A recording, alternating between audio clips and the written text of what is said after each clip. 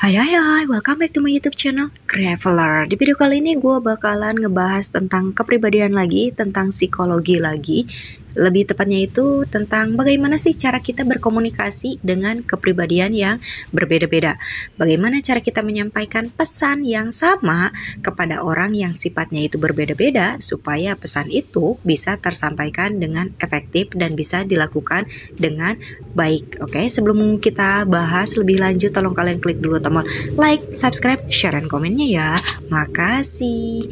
Oke, jadi topik kita kali ini adalah mengenai speaking effectively to this personality, atau bagaimana berbicara secara efektif kepada tipe kepribadian yang berbeda-beda. Oke, kalau kalian udah pernah ngelihat video gue sebelumnya, gue udah pernah ngebahas tentang 4 kepribadian. 4 kepribadiannya itu yaitu koleris, flegmatis, sanguinis, sama melankolis. Kalau ini 4 kepribadiannya itu yang terkenal dari Will Marston. Jadi 4 kepribadiannya itu D, kalau disingkat DISC. D-nya itu dominan, I-nya itu influencer atau inspiring, S-nya itu steady, dan C-nya itu adalah complaining. Gitu, oke? Kita langsung aja, oke? Biar kalian bisa lebih paham. Oke, kita mulai dari tipe kepribadian yang pertama, yaitu D. D itu orang-orang tipe dominan. Orang tipe dominan itu seperti apa sih? Itu adalah orang-orang yang berani mengambil keputusan, orang-orang yang pintar membuat planning, orang-orang yang berani menerobos, berani berinovasi. Dan orang-orang tipe dominan ini waktu menerima pesan komunikasi itu, pada saat kita berkomunikasi dengan mereka itu butuh apa coba? Mereka itu butuh dasar kejelasan. Mereka butuh diyakinkan dengan tujuan-tujuan praktis. Kenapa saya harus melakukan ini? Jadi, kalau kita berkomunikasi dengan orang dominan, kita perlu menjelaskan kenapa kamu perlu melakukan ini. Jadi, membutuhkan dasar penjelasan, membutuhkan bukti tujuan praktis. Oke, sekarang untuk tipe yang berikutnya ya. Tipe yang kedua adalah tipe I atau inspiring ataupun influencer, yaitu orang-orang yang sangat-sangat supel, friendly, sangat-sangat pintar membawa suasana, sangat periang, bisa menginspirasi, bisa bikin suasana sosial jadi menyenangkan. Dan orang-orang tipe ini waktu mendengarkan pesan komunikasi atau saat kita berkomunikasi dengan dia, yang mereka butuhkan adalah kebebasan untuk melakukan sesuatu dengan cara mereka. Jadi mereka tidak mau terlalu diatur sampai ABCD-nya, titik komanya mereka nggak mau. Mereka ingin dibebaskan untuk melakukan sesuatu dengan cara mereka sendiri. Kenapa? Karena mereka itu sangat menghargai yang namanya identitas diri. Jadi mereka ingin dikenali dengan cara kerja mereka yang unik, yang kreatif. Ya seperti itulah ya, kalian ngerti ya maksud gue ya. Jadi kalau sampai kita berkomunikasi dengan orang tipe I ini gitu ya, yang mereka harapkan adalah mereka ingin kita kasih tahu dengan cara memberikan pilihan. Dan kita jangan mengajari mereka bagaimana cara melakukannya, kasih aja pilihannya gitu. Gue pengen lu ngelakuin ini. Cara kayak misalnya gini ya, kita mau pergi gitu dari Bandung ke Jakarta, kita tinggal bilang gue mau pergi ke Jakarta, udah cuman kayak gitu, terserah dia aja gitu. Misalnya mau lewat, mau pakai motor kayak, pakai mobil kayak, pakai pesawat kayak, itu terserah dia gitu. Jadi kita nggak perlu ngasih tahu dia gimana caranya, udah aja yang penting tujuannya pengen apa, udah kasih taunya kayak gitu, oke? Nah itu adalah tipe yang kedua. Jadi ada tipe dominan yang membutuhkan bukti. Orang tipe I itu membutuhkan kebebasan untuk melakukan apa yang mereka mau, melakukan dengan cara mereka sendiri ya. Sekarang tipe yang ketiga adalah tipe S atau steady. Kalau gue sih biasanya nyebutnya itu sebagai tipe suportif. Karena orang-orang tipe S ini adalah orang-orang yang sangat suka membantu orang lain, bekerja dengan sangat baik dalam tim. Dan orang-orang seperti ini waktu menerima pesan komunikasi, kalau kita sedang berkomunikasi dengan dia gitu ya, karena orang tipe ini juga sungkan untuk berkata tidak, segala sesuatu iya aja, jarang menolak kalau kita meminta bantuan. dan ingin membantu begitu banyak orang. Mereka itu sangat ingin membantu begitu banyak orang ya, sehingga agak susah memilih mana yang harus diprioritaskan. Maka waktu menerapkan komunikasi kepada orang tipe S ini membutuhkan seseorang untuk membuat dirinya mempertanggungjawabkan apa yang sudah dia janjikan.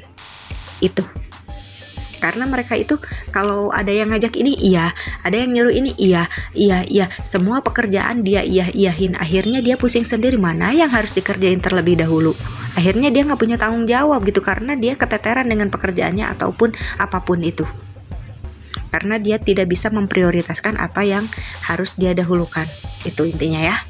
Maka waktu menerapkan komunikasi kepada orang yang tipe S ini membutuhkan seseorang untuk membuat dirinya itu mempertanggungjawabkan pesan, oke? Orang tipe S perlu diberitahu bahwa melakukan pesan ini berarti dia bekerja sama dan dia membantu seseorang. Jadi kata kuncinya itu, kamu itu kalau nolongin gue itu artinya lu tuh ngebantuin banyak orang loh. Nah itu harus ada kata-kata diselipin membantu seseorang, membantu banyak orang. Karena dia memang pengennya itu membantu aja gitu. Jadi orang tipe S itu membutuhkan hal-hal seperti itu. Dia akan berkata gitu, saya akan tunjukkan betapa baiknya saya melakukan hal tersebut untuk seseorang. Nah itu adalah kebanggaan untuk orang-orang tipe S. Jadi untuk seseorang itu yang penting oke. Ada tipe D, tipe I, tipe S, dan yang terakhir adalah tipe C. Orang-orang tipe C atau yang gue sebut sih biasanya tipe complaining, atau kalau diterjemahkan itu artinya itu patuh pada peraturan, atau bahasa Indonesianya itu disebut tipe cermat lah ya. Adalah orang-orang yang dia benar-benar patuh pada peraturan. Dia ingin ngomong sesuatu sesuai dengan peraturan dan sangat akurat, dan benar-benar mau bekerja, berkinerja tinggi, dan benar-benar mau berkinerja tinggi. Nah, gue termasuk dalam kategori ini ya, kepribadian yang C. Oleh sebab itu, saat kita memberikan pesan kepada orang yang tipe C atau complaining ini, mereka ingin tahu apa yang harus dilakukan dengan jelas. Jadi kalau ngomong sama mereka gitu, jangan sepotong-sepotong. Langsung katakan secara terperinci gitu. Kenapa mereka harus melakukan itulah, kapan harus dilakukannya, dan kalau misalnya ada manual booknya ya udah kasih ke mereka gitu. Jadi intinya itu harus lengkap ngomong sama mereka itu. Dan orang tipe C ini kalau bisa tuh mereka itu sukanya tuh bertindak sendiri gitu. Kalau tipe yang steady itu kan sukanya itu bekerja tim gitu ya, membantu orang bekerja tim. Kalau ini enggak, lebih sukanya itu independen gitu, mengerjakan segala sesuatunya itu sendiri. Gua banget. Jadi tidak suka bekerja sama dengan begitu banyak orang. Tapi orang-orang ini bagus karena mereka cenderung ingin bekerja melampaui harapan dari pemberi pesan. Oke, jadi itu adalah orang-orang tipe dari mulai D, I, S, sama C, oke? Supaya kita bisa lebih paham lagi, gue bakalan kasih contohnya, studi kasusnya, oke? Oke, misalnya gue bakalan contohin masalah olahraga lah ya. Nah, kalau misalnya kita ingin membuat orang lain, yuk kita olahraga gitu ya, ayo kita berolahraga gitu. Gimana cara kita berkomunikasi untuk mengajak orang itu mau berolahraga? Oke. Nah, kalau misalnya kita berbicaranya kepada orang yang dengan tipe dominan, nah, dia itu mau olahraga karena dia tahu manfaatnya itu jadi sehat. Oke, jadi kita harus kasih tahu kalau kamu olahraga manfaatnya itu jadi sehat loh, badan lo jadi bagus, jadi ini. Nah, harus masuk akal gitu, ada manfaatnya buat dia. Tapi beda kalau misalnya kita berbicara mengajak olahraga untuk tipe I. Tipe itu waktu dia berolahraga itu karena dia mau gitu. Dia mau berolahraga karena misalnya dia diajakin sama temannya. Nah, kalau misalnya karena ya dia mau aja gitu berolahraganya gitu. Kalau tipe steady gitu, orangnya itu kan pengen ngebantu orang lain, sungkan apapun kepada orang lain. Jadi dia itu kalau dia diajak untuk berolahraga, dia mau. Kalau ada temennya yang ngajakin, dia mau. Karena apa? Karena dia takut mengecewakan.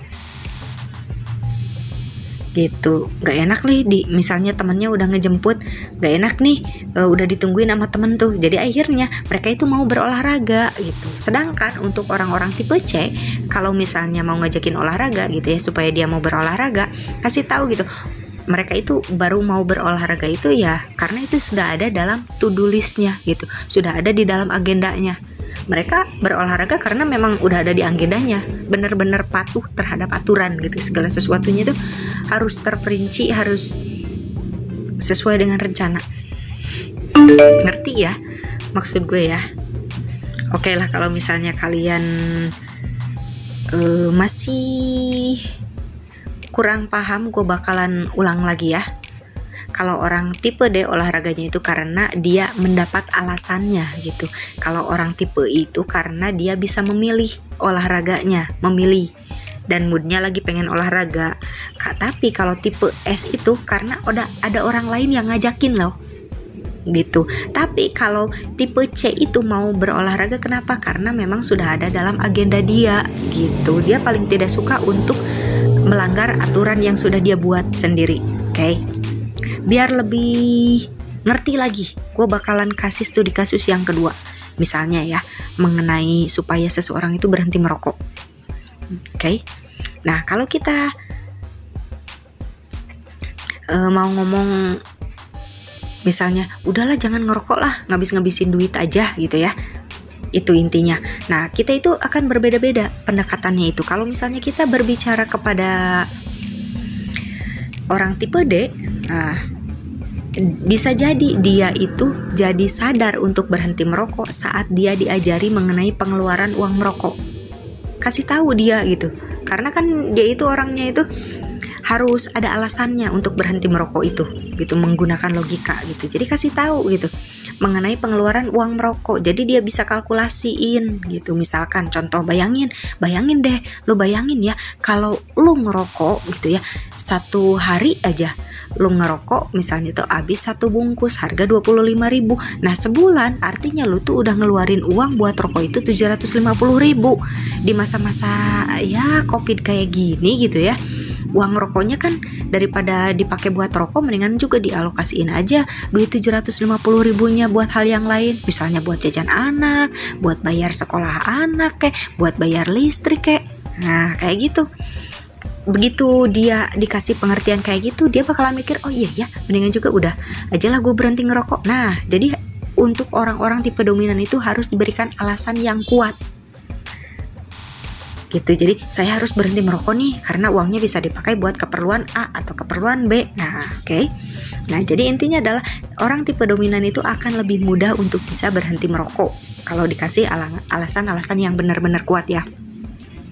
Sekarang kalau misalnya kita mau mengajak seseorang untuk berhenti merokok untuk orang yang bertipe I gitu ya, dia itu bisa kita kasih tahu, kalau kamu ngerokok berarti kamu itu nggak bakalan bebas. Kalau kamu ngerokok berarti setiap kali kamu mau nonton, kamu nggak enak di dalam bioskop. Setiap kali mau pergi kemana gitu ya, ke tempat-tempat yang bagus, nggak bisa karena dilarang orang merokok. Padahal tempatnya asik, kamu kan jadi nggak bebas. Nah dia kalau dikasih tahu yang kayak gitu, dia tuh bakalan mikir ya, oh iya juga ya, kalau gue merokok terus-terusan, gue nggak bisa fun gitu, nggak bisa bebas ke tempat-tempat yang gue suka gitu. Dan akhirnya dia mau berhenti merokok. Nah kalau untuk orang bertipe S, bisa jadi perlu orang lain untuk membuatnya berhenti merokok. Misalnya karena dia mikirin anaknya, dan akhirnya karena mikirin anaknya ya, tinggal dibilangin aja gitu, kamu itu harus berhenti merokok demi anak kamu, supaya anak kamu itu nggak niru kamu, atau supaya anak kamu itu nggak kena asap rokoknya. Nah mereka kalau dikasih tahu kayak gitu demi orang lain, mereka pasti langsung berhenti merokok gitu. Jadi intinya beda kan cara pendekatannya kan, kepada orang yang dominan, kepada seorang inspiring, kepada seorang steady, dan sekarang yang terakhir adalah untuk tipe yang C, complaining gitu. Untuk mengajak dia berhenti merokok itu, mereka itu akan langsung berhenti merokok karena itu memang sudah jadi peraturannya gitu. Kan di mana-mana juga dilarang merokok. Jadi orang-orang yang kayak gitu udah aja langsung berhenti merokoknya. Oke. gue rasa gue udah kasih 2 studi kasusnya dan juga gue udah kasih penjelasan untuk setiap kepribadiannya itu, oke? Dan gue udah ngasih tahu juga kalau kepribadian gue itu termasuk tipe kepribadian yang complaining. Segala sesuatu harus sesuai aturan. Gue lebih suka bekerja sendiri, tapi melakukan segala sesuatunya itu sempurna gitu, melebihi ekspektasi orang lain. Gue biasanya kayak gitu sih. Kalau misalnya kalian termasuk dalam kepribadian yang mana ya? Kalian tinggal tulis aja di kolom komentar. Sebelum gue pamit, tolong kalian klik dulu tombol like, subscribe, share, and comment, and see you in the next video. Bye bye.